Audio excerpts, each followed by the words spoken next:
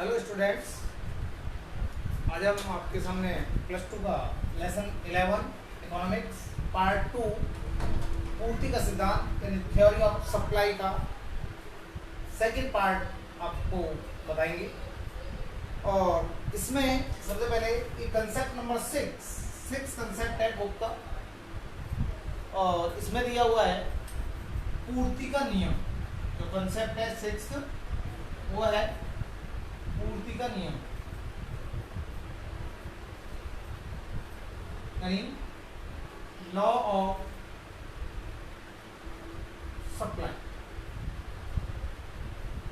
देखिए, हमने डिमांड का चैप्टर पढ़ा था 4, उसमें लॉ ऑफ डिमांड पढ़ा, और लॉ ऑफ डिमांड में पढ़ा था कि लॉ ऑफ डिमांड क्या बताता है। Law of demand state that there is negative relation between price and quantity demand, कि किसी वस्तु की प्राइस और डिमांड में नेगेटिव रिलेशन होता है। लेकिन किसी जो लॉ ऑफ सप्लाई है, पूर्ति का नियम है, तो पूर्ति का नियम हमें बताता है कि किसी वस्तु की कीमत और पूर्ति में धनात्मक संबंध होता है, अर्थात पॉजिटिव रिलेशन होता है। कीमत के बढ़ने पर वस्तु की पूर्ति बढ़ जाती है और कीमत के कम होने पर वस्तु की पूर्ति कम हो जाती है। ये ही पूर्ति का नियम है। Law of supply state that there is positive relation between price of a commodity and its supply. With rise in price, quantity supply is also increase, and with fall in price, quantity supply is also decrease. यानी कीमत के बढ़ने पर पूर्ति की मात्रा भी बढ़ जाती है, कीमत के कम होने पर पूर्ति की मात्रा भी कम हो जाती है। तो इसमें पूर्ति के नियम को निम्न चित्र द्वारा या निम्न तालिका और चित्र द्वारा दर्शाया जा सकता है। एक टेबल बनाएंगे पूर्ति के नियम की व्याख्या। पहले आप अर्थ देखेंगे। सबसे पहले पूर्ति के नियम का मीनिंग क्या है,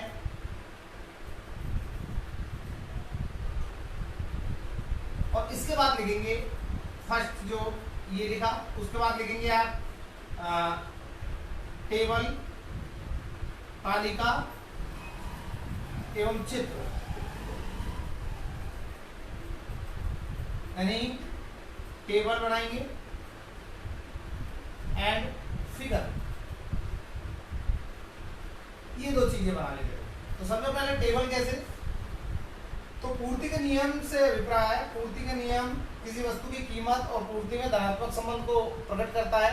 यह इससे ज्ञात होता है या हमें बताता है कि कीमत और पूर्ति में धनात्मक संबंध होता है, अर्थात कीमत के बढ़ने पर पूर्ति बढ़ जाती है, कीमत के कम होने पर पूर्ति कम हो जाती है।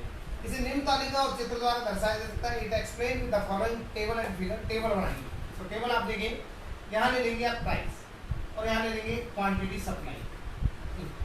देखिए, डिमांड हो या सप्लाई हो, दोनों को ही क्वांटिटी में मेजर किया जाता है।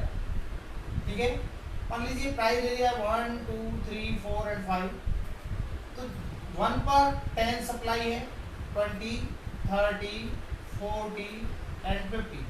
यानी जैसे जैसे आप देख रहे हैं कि प्राइस बढ़ रहा है, वैसे वैसे क्वांटिटी सप्लाई भी बढ़ रही है। अब ये कोई जरूरी नहीं कि आप 1 2 3 4 5 के साथ 10 20, अब 1 2 3 4 5 भी ले सकते हैं, आप 100 200 300, लेकिन जो शो करे ये टेबल वो यही शो करे कि इसके बढ़ने पर ये बढ़ रही है। अगर इसको अपोजिट उल्टा कर देते हैं 5 4 3 2 1, तो आप देखेंगे ये भी उल्टी हो जाएगी, 4 50 40 30 20 और 10। यानी इट मीन्स भी हुआ कि जैसे कीमत कम होगी सप्लाई कम होगी, यानी पॉजिटिव रिलेशन होता है इसमें। प्राइस के बढ़ने पर सप्लाई बढ़ जाती है, प्राइस के कम होने पर सप्लाई कम हो जाती है। दोनों तरह से कैसे भी आप टेबल को बना सकते हैं। इट इज तो इसको एक्सप्लेन कर लेंगे 2 लाइनों में कि the above table show when price of ice cream 1 per unit then quantity supply 10. When price rise respectively 2 3 4 5 per unit, then quantity supply increase 20 30 40 and 50 units. So it's a positive relation between price and quantity supply. इसलिए कीमत और पूर्ति की मात्रा में कैसी धनात्मक संबंध को दर्शाता है। It is also explained by the following figure. ये फिगर बना देंगे आप, एक फिगर देखेंगे और यहाँ लेंगे आप वही क्वांटिटी जिस तरह डिमांड में लिया था, यहाँ वही प्राइस लेंगे डिमांड में भी सारा मेजर किया था। ये ओ वाई अक्ष होता है और ये ओ एक्स अक्ष होता है।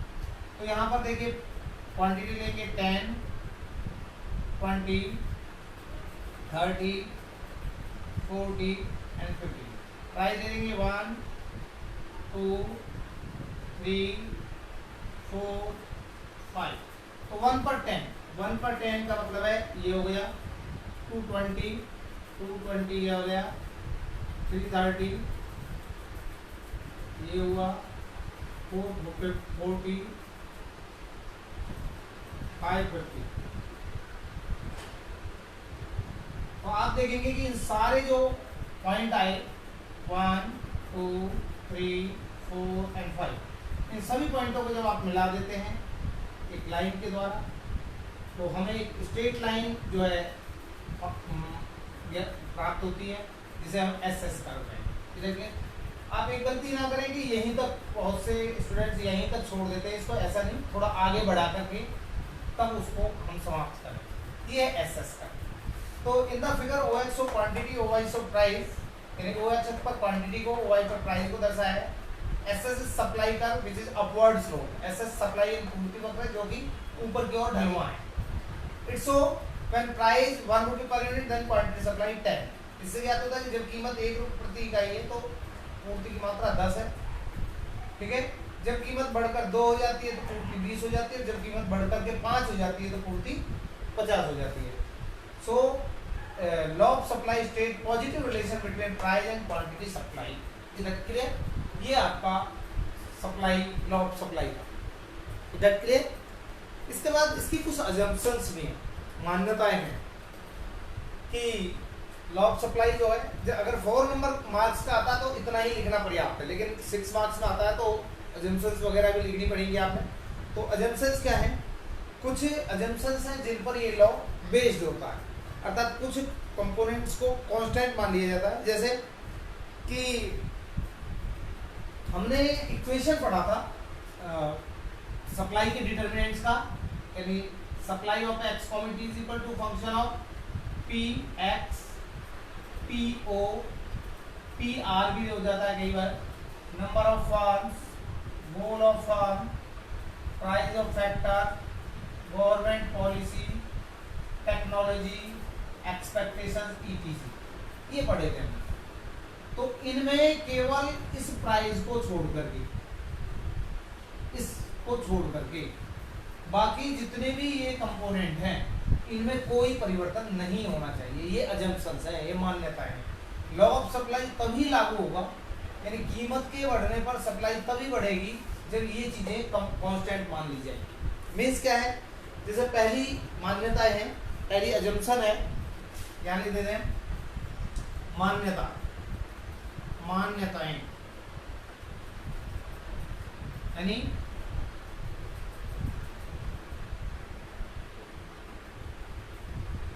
अजम्पशंस।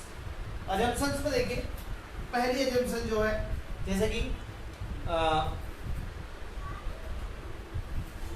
उत्पादन के साधनों,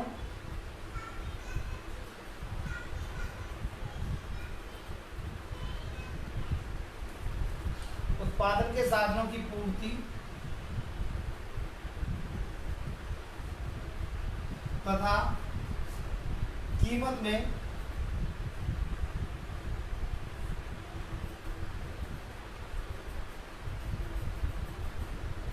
कोई परिवर्तन नहीं होना चाहिए।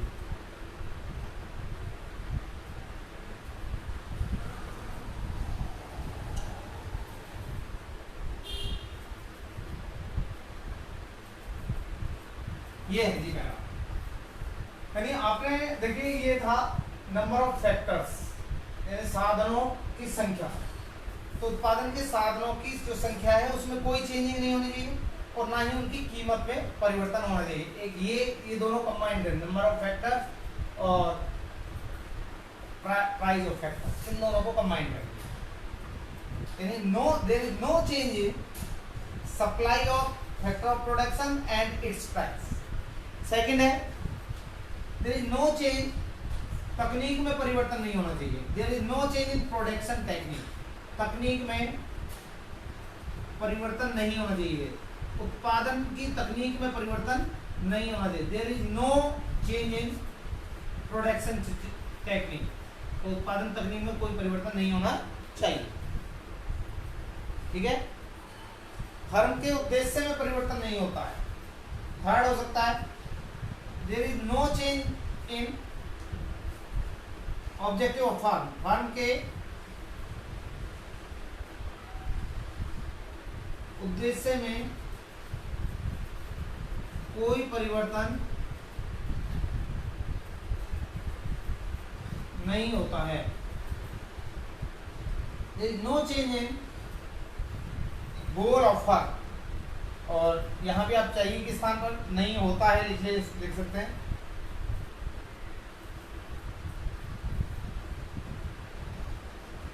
सेम यहां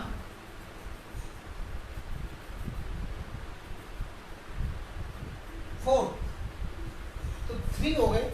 फोर्थ जो है देयर इज नो चेंज, यहां लिख दे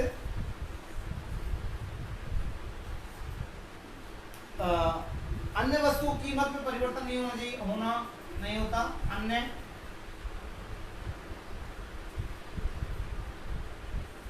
वस्तुओं की कीमतों में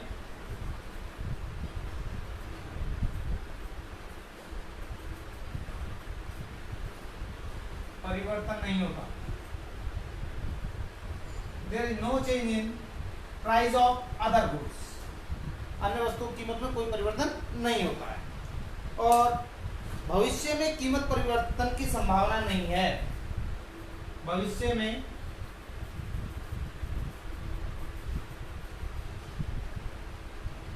कीमत परिवर्तन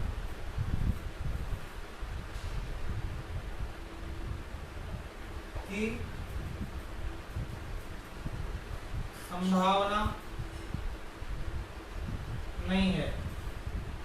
तो कहने का मतलब है प्राइस को छोड़कर आप इन सब में ही लिख सकते हैं कि सरकार की, जैसे गवर्नमेंट की पॉलिसी में कोई चेंज नहीं होना चाहिए, फर्म के गोल में कोई चेंज नहीं होना चाहिए, फर्मों की संख्या में कोई परिवर्तन नहीं होना चाहिए, संबंधित वस्तु कीमत में परिवर्तन नहीं होना चाहिए, भविष्य कीमत में परिवर्तन नहीं होना चाहिए, टेक्नोलॉजी में चेंजिंग नहीं होनी चाहिए। तो सभी ये जो है मिलकर के अजम्पशंस बन जाएगा।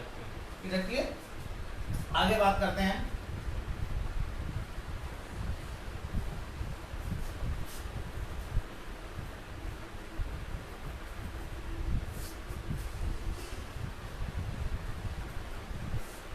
इसके बाद जो कंसेप्ट है वो है पूर्ति के नियम के अपवाद। पूर्ति के नियम के अपवाद, तो ये कंसेप्ट नंबर है आपका 6.3, पूर्ति के नियम के अपवाद। ठीक है, इसको हम कह सकते हैं exceptions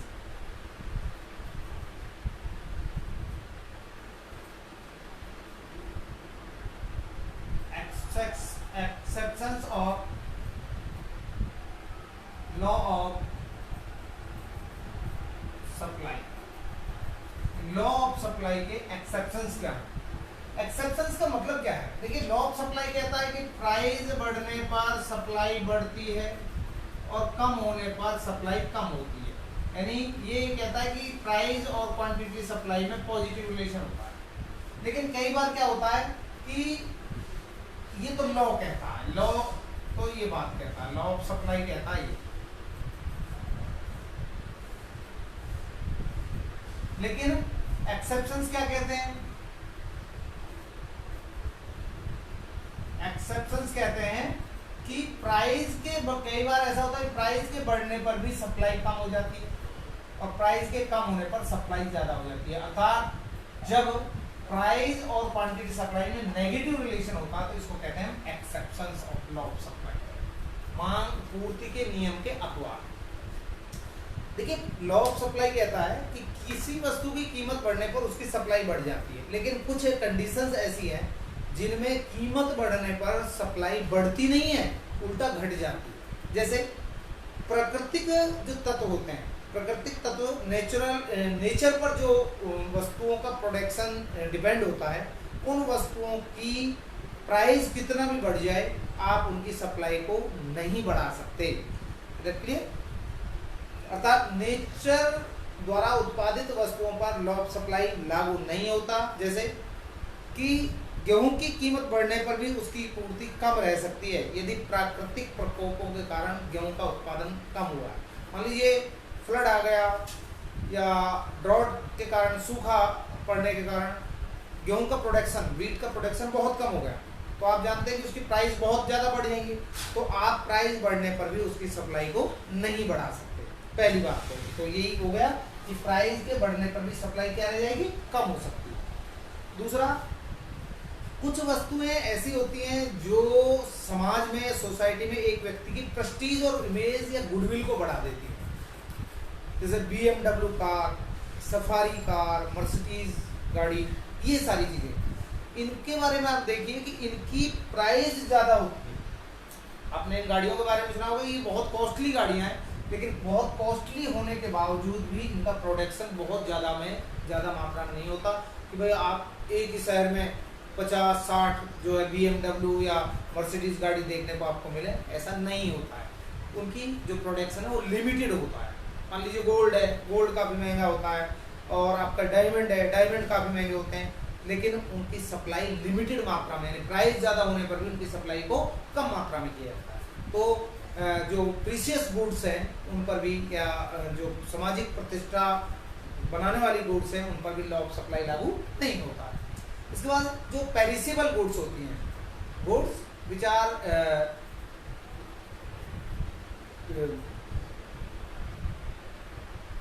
destroy in very short period, बहुत जल्दी समय में, जो कम समय में समाप्त हो जाती हैं या खराब हो जाती हैं, ऐसी वस्तुओं को पर भी पूर्ति का नियम लागू नहीं होता है। मान लीजिए टमाटर है या फल है या कोई भी सब्जी है, आप जानते हैं कि ये इनको 1-2 दिन से ज़्यादा रोक करके नहीं रखा जा सकता, इसलिए इनकी कीमत कितनी भी बढ़ जाए। मान लीजिए एक टमाटर वाला है, वो सवेरे टमाटर लेकर आया, और जैसे जैसे मान लीजिए मार्केट में टमाटर कमी हुई, और वो सोच के चले कि इनको 5 दिन बाद बेचूंगा, तो उसको रोक कर नहीं रख सकता, क्योंकि उसे पता है कि 1-2 दिन के बाद ये जो है खराब हो जाने वाले हैं। इसलिए नाशवान वस्तुओं पर भी पूर्ति का नियम लागू नहीं होता है। इसी तरह कुछ जो पुरानी वस्तुएं हैं, सिक्के हैं, पुरानी कलाकृतियां हैं, उन पर भी लॉ ऑफ सप्लाई लागू नहीं होता, क्योंकि पुरानी कलाकृतियाँ और जो चित्र हैं, पेंटिंग्स हैं, वो उनकी कीमत बहुत हाई होती है, लेकिन आप उनकी सप्लाई को फिर भी नहीं बढ़ा सकते। ठीक है, जैसे मान लीजिए कि महाराणा प्रताप की पोशाक हुई, तलवार हुई, तो उनकी कीमत बहुत है, मार्केट वैल्यू बहुत ज़्यादा है अगर उनको बेचा जाए, लेकिन उनकी सप्लाई आप फिर भी नहीं बढ़ा सकते। तो ये 4 जो है पूर्ति के नियम के अपवाद। इसके बाद बात करते हैं हम नेक्स्ट टॉपिक का, और नेक्स्ट टॉपिक जो हमारा है वो है, मैंने आपको बताया कि भाई ये चैप्टर बिल्कुल लाइक डिमांड की तरह ही है, थ्योरी ऑफ डिमांड की तरह, इसलिए जो कंसेप्ट डिमांड में पढ़े लगभग वही कंसेप्ट हम यहाँ पढ़ेंगे। और आपका जो 7th कंसेप्ट है यहाँ पर, वो है आपका पूर्ति की मात्रा में परिवर्तन और पूर्ति में परिवर्तन, यानी पूर्ति की मात्रा में परिवर्तन, ये ठीक है, तथा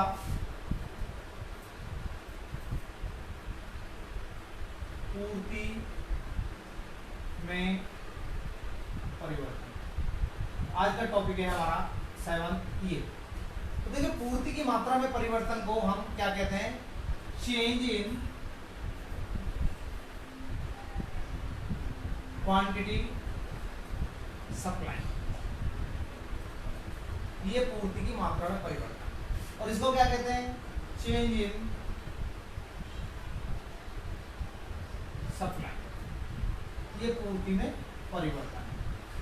इसका दूसरा जो नाम होता है वो है पूर्ति वक्र पर संचलन, पूर्ति वक्र पर संचलन, यानी इसको ये भी कहते हैं पूर्ति वक्र पर संचलन। यानी मूवमेंट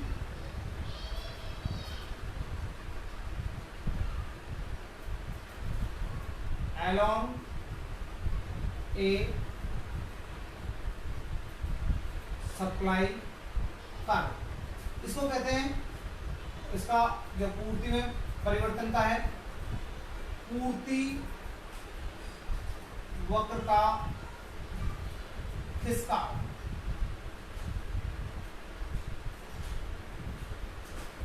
पूर्ति वक्र का खिसकाव, तो इसको कहते हैं हम शिफ्ट इन सप्लाई कर। इसको कहेंगे हम शिफ्ट इन सप्लाई कर।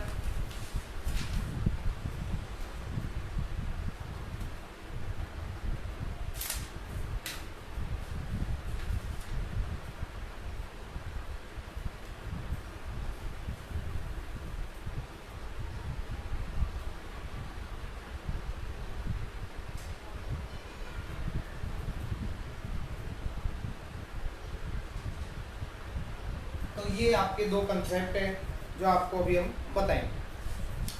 तो देखिए, सबसे पहले बात करते हैं हम कि तो कहने को ये दो चीजें अलग अलग हो गई। ये बात ध्यान रखिए आप कि पहली चीज तो है ये पूर्ति की मात्रा में परिवर्तन, इसको चेंज इन क्वांटिटी सप्लाई या पूर्ति वक्र पर संचलन, मूवमेंट अलोंग विद सप्लाई पर। दूसरा बी पार्ट अगर हम इसको कहें, ये होता है पूर्ति में परिवर्तन, चेंज इन सप्लाई, या इसका दूसरा नाम होता है पूर्ति वक्र का खिसकाव, शिफ्ट इन सप्लाई का। ठीक है, तो ये दो टॉपिक हैं। सबसे पहले हम इस पर डिस्कस करेंगे कि पूर्ति की मात्रा में परिवर्तन या पूर्ति वक्र पर संचलन क्या होता है। तो ध्यान कीजिए, अन्य बातें समान रहने पर, when other thing being constant, अन्य बातें समान रहने पर जब किसी वस्तु की कीमत में परिवर्तन होने से उसकी मांग में परिवर्तन हो जाता है, तो इसे एक ही मांग वक्र के विभिन्न बिंदुओं द्वारा दर्शाया जाता है। इसे मांग वक्र पर संचलन कहते हैं। When other thing being constant, when quantity demand is changed due to change in price, then it so with the help of movement along a supply curve। ठीक है, इसे विभिन्न एक ही पूर्ति वक्र के विभिन्न बिंदुओं पर at different point of A supply curve, एक ही पूर्ति वक्र के विभिन्न बिंदुओं पर संचलन द्वारा प्रकट किया जाता है। इसे हम क्या कहते हैं, जो है movement along a supply curve. When other thing being constant, अन्य बातें अगर समान रहें, और quantity demand is change due to change in price, और कीमत में परिवर्तन होने के कारण जब क्वांटिटी मांगी गई मात्रा में परिवर्तन होता है, then it is so by different point along a supply curve। तो इसे एक ही सप्लाई कर्व के विभिन्न बिंदुओं द्वारा दर्शाया जाता है। It is called movement along a supply curve। इसे पूर्ति वक्र पर संचलन या change in quantity supply curve. देखिए, ये दो तरह का होता है। तो इसके टू पार्ट्स हैं। फर्स्ट पार्ट है जो ए लिख लें, पहला जो पार्ट है वो है आपका पूर्ति का विस्तार। वहां था मांग का विस्तार, यहाँ है आपका पूर्ति का विस्तार। ये दो तरह का होता है। पहला है पूर्ति का विस्तार, यानी एक्सटेंशन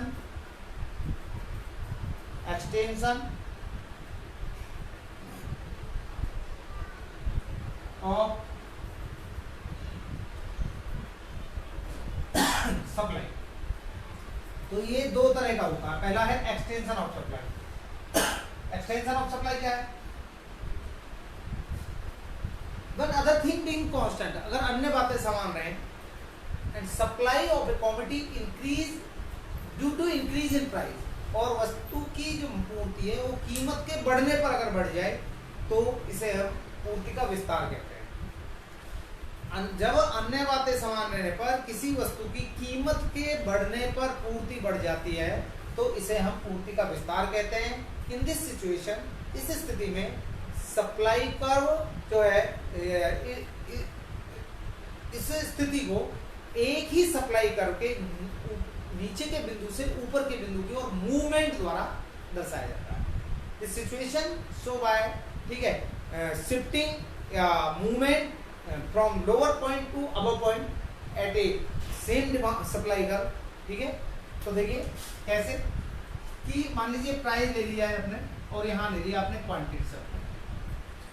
प्राइस मान लीजिए 3 है, 3 पर क्वांटिटी जो है वो मान लीजिए इस तरह लीजिए कि प्राइस 1 है और यहाँ पर 10 है और प्राइस 5 हो जाए, ये 50 हो जाए। हमने कहा अन्य बातें समान रहें, लेकिन कीमत के बढ़ने पर जब पूर्ति बढ़ जाती है तो इसे पूर्ति का विस्तार कहते हैं और इसे एक चित्र द्वारा दर्शा सकते हैं। तो देखिए कैसे दर्शाएंगे। तो यहाँ क्वांटिटी ले लिया आपने, तो क्वांटिटी ले लिए 10, 20, 30, 40 और 50। ये आपका थोड़ा बड़ा रखेंगे आप, तो यहाँ पर 1, 2, 3, 4 एंड 5 ये प्राइस है। तो 1 पर 10 और 5 पर 50। आप चित्र में देखिए, पहले आप यहाँ थे, सेलर जो है पॉइंट ए पर था, 1 पर जब 10 था, उसके बाद वो एक पॉइंट ए पॉइंट से बी पॉइंट पर चला गया और इन दोनों पॉइंटों को जब आपने मिलाया ए से बी की ओर जब मिलाया तो आप देखिए कि जब प्राइस 1 से बढ़ करके 5 हो जाता है तो क्वांटिटी सप्लाई 10 से बढ़कर 50 हो जाती है। इसे एक ही सप्लाई कर्व एसएस के लोअर पॉइंट ए से अबव पॉइंट बी की ओर मूव द्वारा दर्शाया जाता है। ये एरो जरूर लगाएंगे, अन्यथा इसका कोई यूज नहीं है, गलत है। एरो आपको ये इंडिकेट करता है कि आप किस ओर से किस ओर जा रहे हैं, ये आपका एक्सटेंशन है। तो ये 4 मार्क्स का आ जाता है। तो आप इसको मीनिंग देंगे कि जब अन्य बातें समान रहने पर कीमत, किसी वस्तु की कीमत के बढ़ने पर पूर्ति बढ़ जाती है, इसे पूर्ति का विस्तार कहते हैं। इसे निम्न चित्र द्वारा दर्शाया। चित्र में ओ एक्स अक्ष पर क्वांटिटी, ओ वाई अक्ष पर प्राइस को लिया गया है, ठीक है। एसएस सप्लाई कर्व है, जिससे क्या होता है कि जब प्राइस 1 रुपए है तो क्वांटिटी सप्लाई 10 इकाई। विक्रेता यानी सेलर जो है एसएस कर्व के ए पॉइंट पर, लोअर पॉइंट ए पर लाई करता है, स्थित है, सिचुएटेड स्थित है। When price rise 1 rupee per unit to 5 rupee per unit, then quantity supply rise 10 unit to 50 unit। जब प्राइस 1 से बढ़कर 5 रुपए हो जाता है, प्रति इकाई हो जाता है, तो क्वांटिटी सप्लाई 10 से बढ़कर 50 हो जाती है। Seller like point B at SS supply. Seller जो है स्थित है बी पॉइंट पर, एसएस के बी पॉइंट पर। So movement from lower point A to above point B at a same supply curve. इस प्रकार एक ही सप्लाई कर्व के लोअर पॉइंट ए से अबव पॉइंट बी की ओर जो मूवमेंट है वो शो करता है क्या, एक्सटेंशन ऑफ सप्लाई। नेक्स्ट अब सेकंड पार्ट में, इसका बी पार्ट, पूर्ति का संकुचन।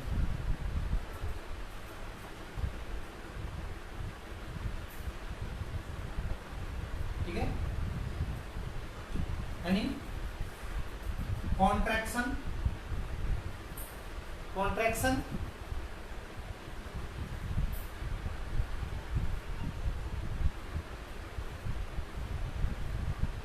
सप्लाई, बिल्कुल उसका अपोजिट है।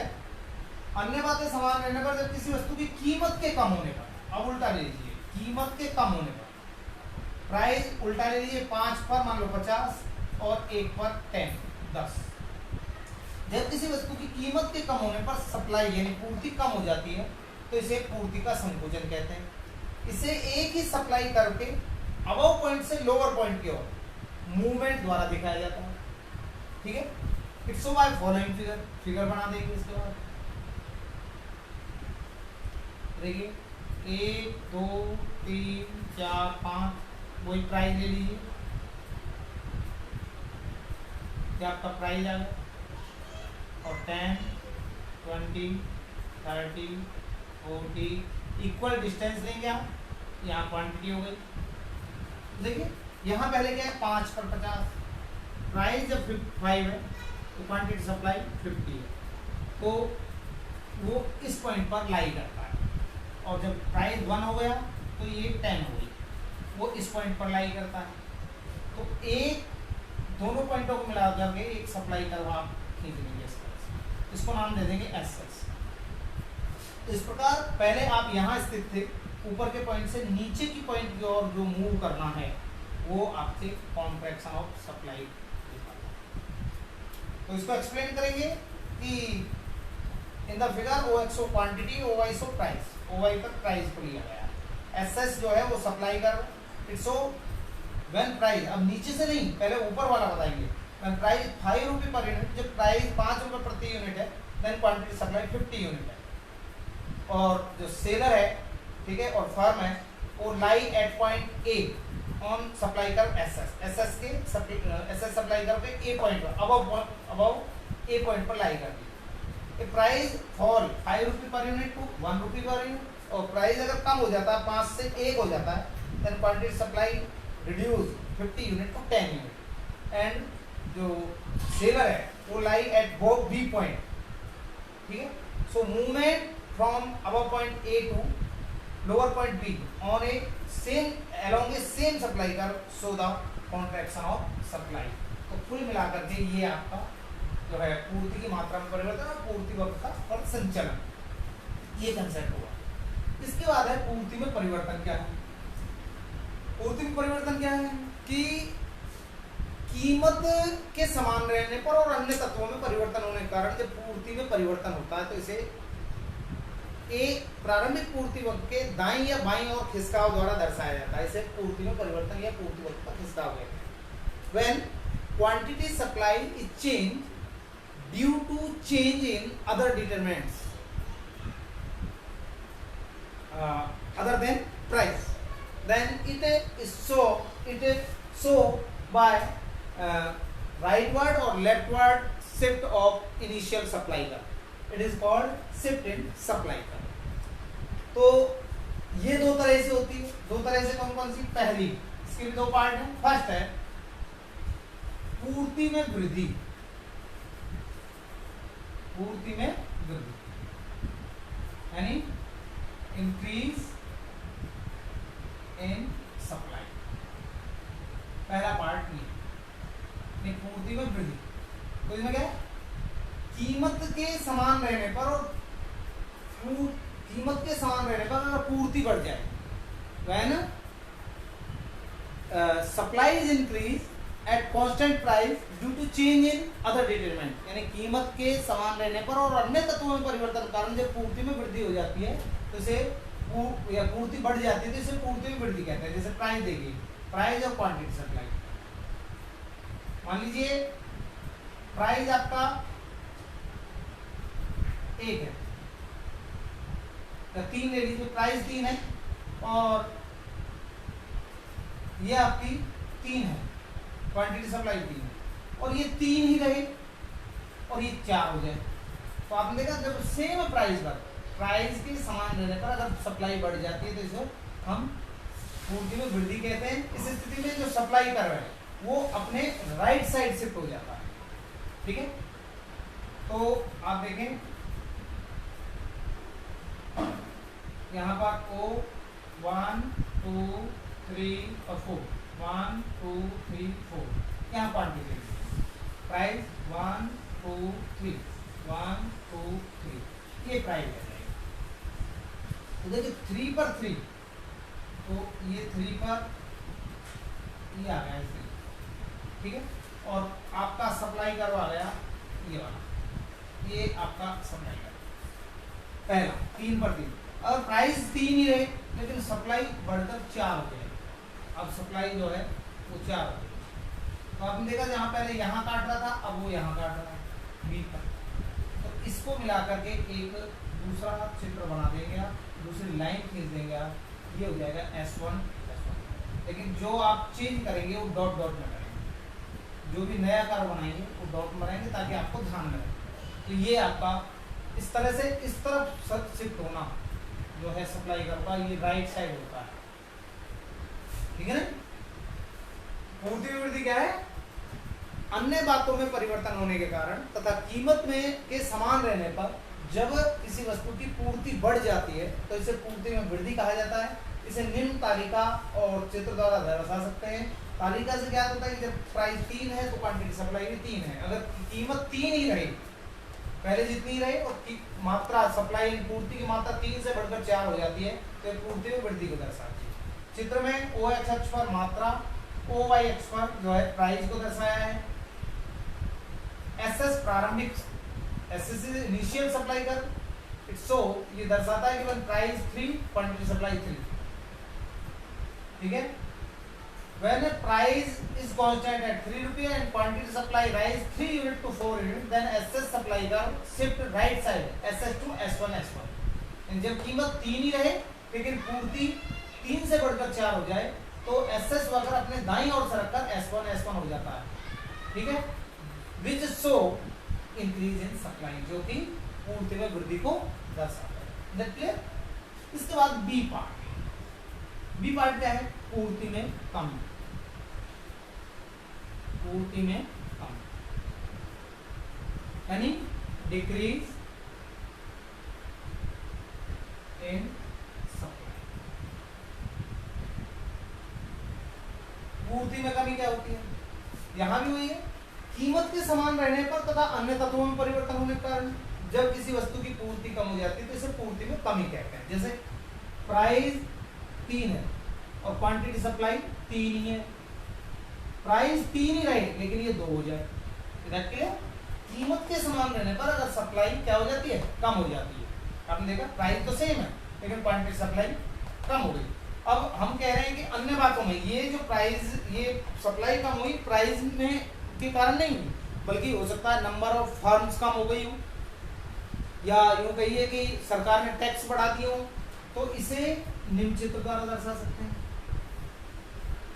तो यहाँ क्वांटिटी 1 2 3,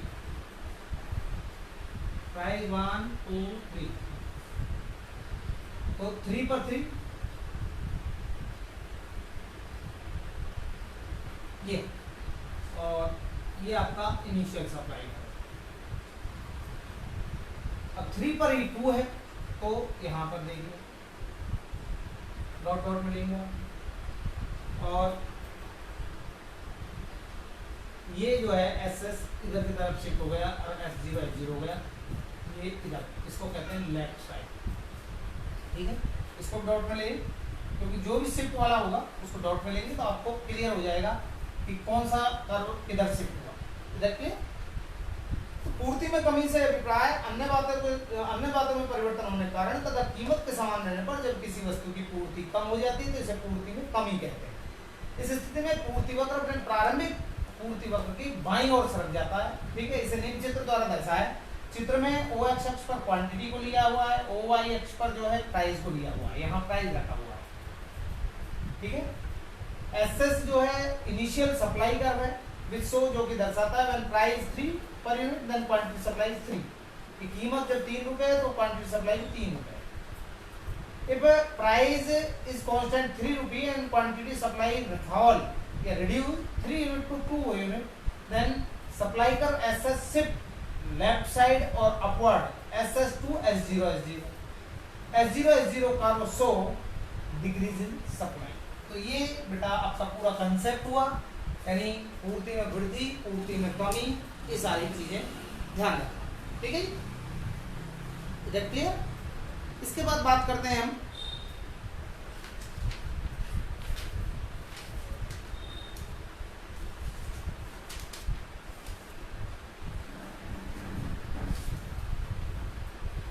अब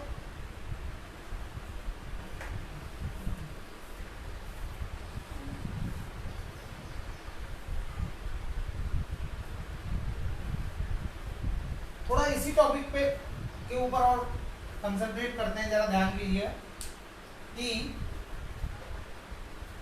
एक जो सिंपल वे है वो तो इस तरह लिखा है, लेकिन पूर्ति में वृद्धि को एक बार दोबारा कंसीडर करते हैं। तो देखिए पूर्ति में वृद्धि यानी इंक्रीज इन सप्लाई,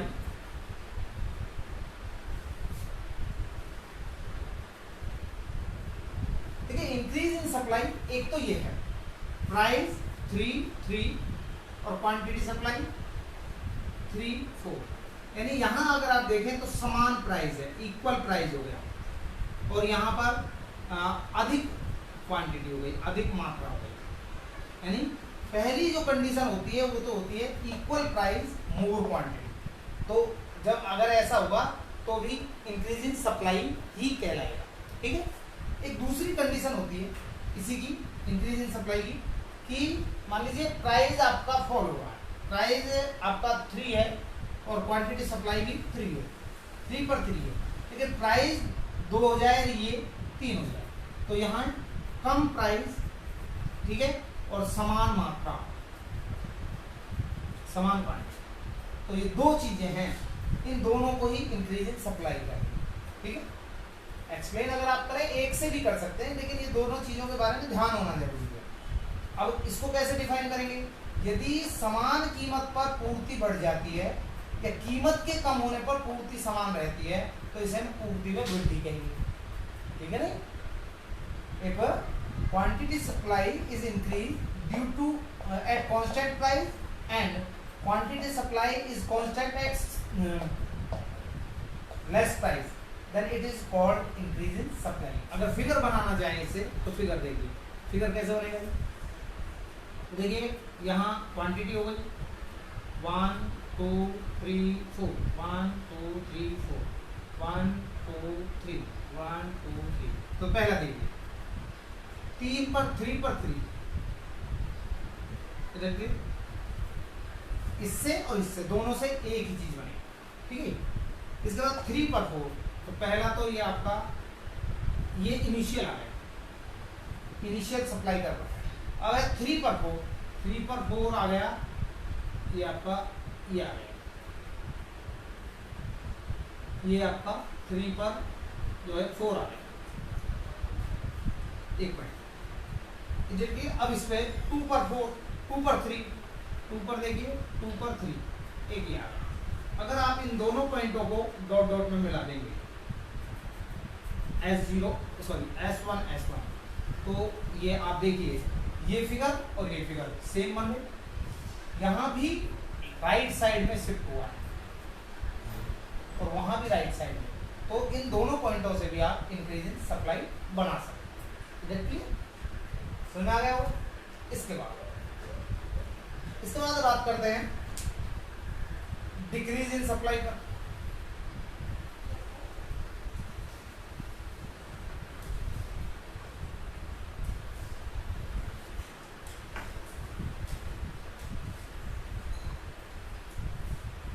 पूर्ति में कम, डी पर डिक्रीज इन सप्लाई। इसमें क्या है?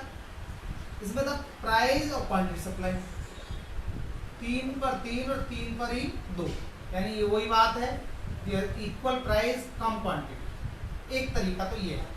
दूसरा है कि प्राइस जो है 3 से 4 हो जाए और क्वांटिटी सप्लाई है जो वो 3 ही रहे, देखिए, यानी प्राइस कम हो जाए लेकिन जो क्वांटिटी सप्लाई है वो प्राइस ज़्यादा हो जाए और क्वांटिटी सप्लाई, यानी यहाँ आप लेंगे अधिक कीमत, अधिक प्राइस और समान क्वांटिटी, समान मात्रा। इससे भी इसी तरह बन सकता है। तो देखिए 1 2 3, प्राइस तो ये हो गया 3 और 1 4, यहाँ हो गया 1 2 3, 1 2 3, यहाँ OX यानी यहाँ क्वांटिटी आ गया, यहाँ प्राइस आ गया। तो देखिए पहले इनसे बनाएंगे 3 से 3, ये आपका इनिशियल सप्लाई, ठीक है। अब इससे ले लिए 3 पर 2, प्राइस 3 और ये क्वांटिटी 2 है, एक ही आ गया, एक पॉइंट ये आ गया।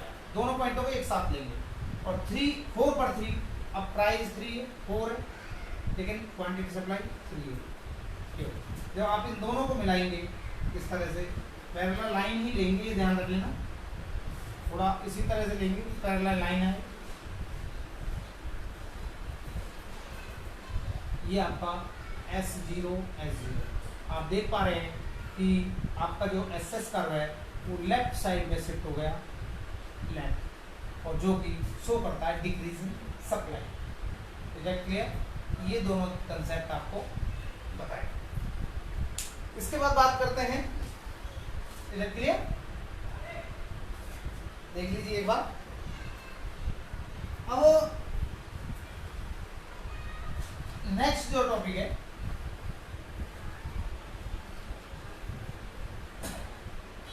वो है इंक्रीज इन सप्लाई और डिक्रीज इन सप्लाई, यानी पूर्ति में वृद्धि और पूर्ति में कमी के कारण क्या है, रीजंस क्या है, कॉजेज क्या है। ठीक है, तो क्या कॉजेज हो सकते हैं? तो देखिए, आपको हमने बताया कि supply of X commodity is equal to function of P X P O P R और आपके नंबर ऑफ फर्म और आपके गोल ऑफ फर्म और प्राइस ऑफ फैक्टर और टेक्नोलॉजी, एक्सपेक्टेड प्राइस और गवर्नमेंट पॉलिसी एक्सेट्रा। ये कुछ पॉइंट आपको बताए। तो देखिए, पूर्ति में परिवर्तन एक तो इसके कारण नहीं होता, ये बताया। इसको छोड़ करके बाकी जितने भी ये पॉइंट हैं, इन पॉइंटों में चेंजिंग नहीं होनी चाहिए। ठीक है, यानी हम पढ़ रहे हैं पूर्ति में परिवर्तन, इनमें परिवर्तन के कारण, अन्य बातों में परिवर्तन के कारण जो है चेंज इन सप्लाई होता है, यानी इंक्रीज इन सप्लाई और डिक्रीज इन सप्लाई। तो देखिए, अगर यहाँ लिखे इंक्रीज इन सप्लाई की बात करें, इंक्रीज इन सप्लाई यानी पूर्ति में वृद्धि।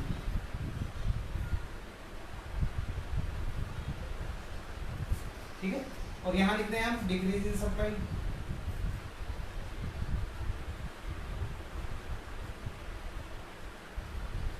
पूर्ति में कमी।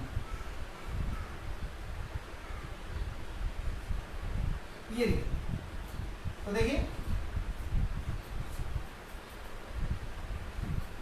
इनको हम जो है पूर्ति में वृद्धि के या कमी के ये कारण होते हैं।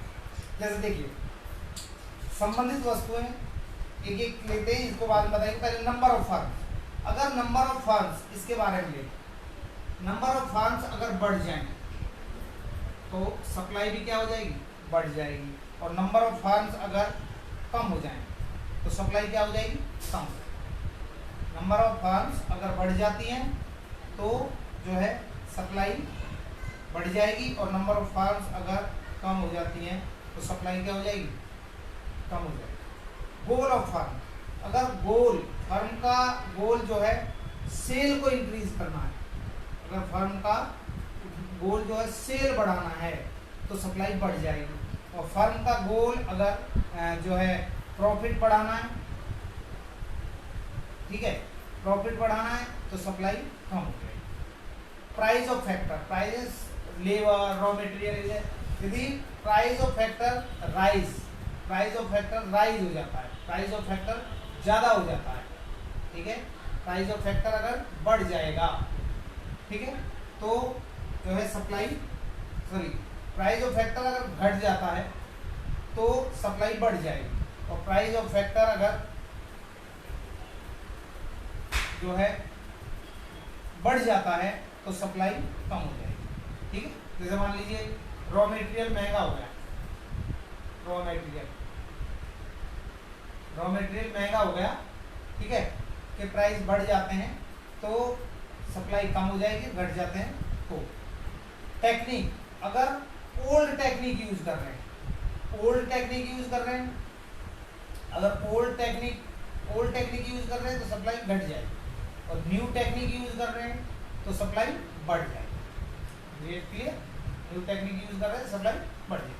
अगर फ्यूचर में प्राइस के कम होने की बढ़ने की संभावना है तो सप्लाई घट जाएगी, और फ्यूचर में अगर प्राइस के बढ़ने की संभावना है तो सप्लाई जो है वो बढ़ जाएगी। अगर सरकार टैक्स कम कर देती है, सरकार टैक्स कम कर देती है, सप्लाई कम हो जाएगी। और सरकार अगर सब्सिडी दे देती है, सॉरी, टैक्स अगर सरकार उल्टा, सरकार अगर बढ़ा देती है तो सप्लाई कम हो जाएगी, और सब्सिडी दे देती है, सब्सिडी गवर्नमेंट दे देती है, ठीक है, या टैक्स कम कर देती है तो सप्लाई बढ़ जाएगी। तो ये सारे रीजंस हैं जो कि सप्लाई के बढ़ने या घटने हैं। अब बात आती है इनकी। देखिए प्राइस जो है रिलेटेड गुड्स दो तरह की होती है, सब्स्टिट्यूट और कॉम्प्लीमेंट्री।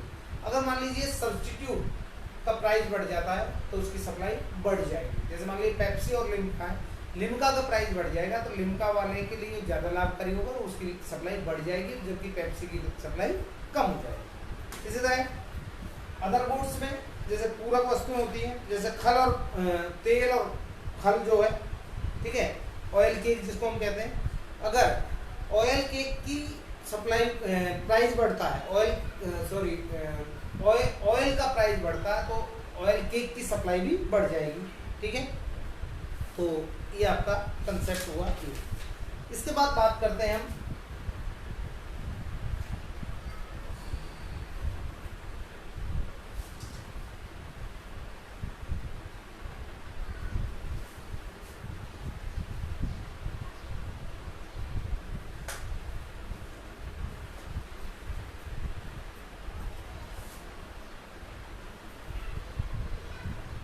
ये दो कंसेप्ट है, इन दोनों में डिफरेंस की बात करते हैं, इन दोनों में क्या डिफरेंस है। ठीक है, तो देखिए क्या डिफरेंस है इन दोनों में अंतर, और ये अंतर कैसे भी आ सकता है डिफरेंस, या तो इस तरह आ जाए पूर्ति की मात्रा में परिवर्तन और पूर्ति में परिवर्तन, या मूवमेंट एलोंग में सप्लाई करें पूर्ति वक्त पर संचय और पूर्ति वक्त पर डिस्काउंट। ये आपको पता है कि पहला जैसे ये जो होता है ये कीमत परिवर्तन के कारण होता है, यह कीमत परिवर्तन के कारण, कीमत परिवर्तन के कारण।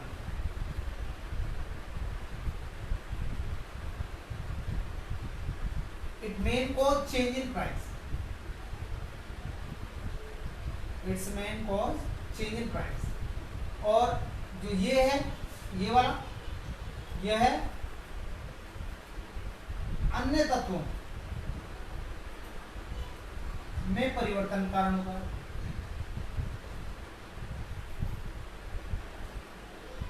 It may cause change in other determinants.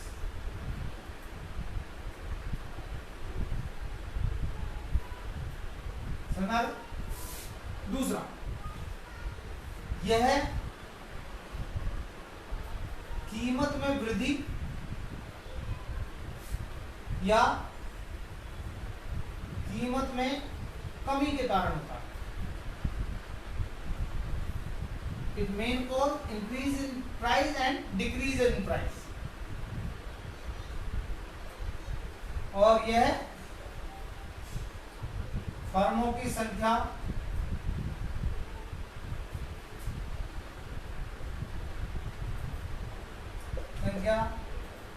साधनों की कीमत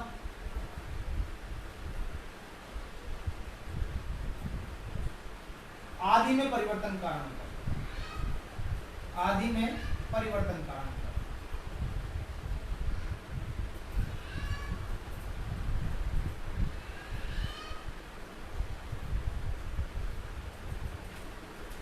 थर्ड पॉइंट क्या हो सकता है? थर्ड हो सकता है, इसके दो प्रकार हैं, टू टाइप्स। कौन कौन से? पूर्ति का विस्तार और पूर्ति का संकुचन। Two types, extension of supply और कॉन्ट्रैक्शन ऑफ सप्लाई। इसके दो कारण हैं या इसके दो प्रकार हैं।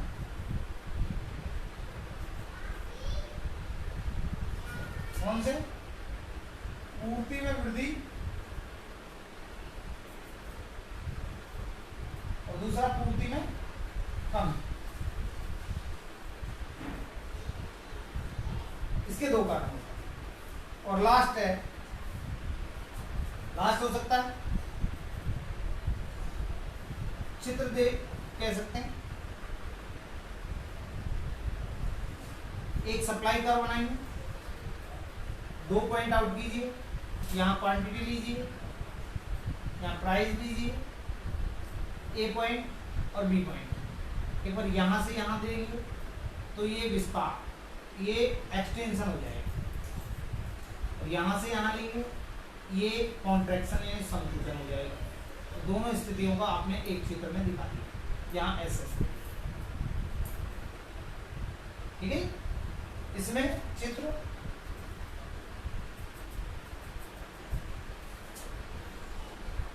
यहाँ एक सप्लाई कर्व ले लीजिए आप एस एस, और एक लाइन थी, एक बार इधर शिफ्ट कर दीजिए सप्लाई कर्व, ये S1 हो गया इधर की तरफ। ये तो जो है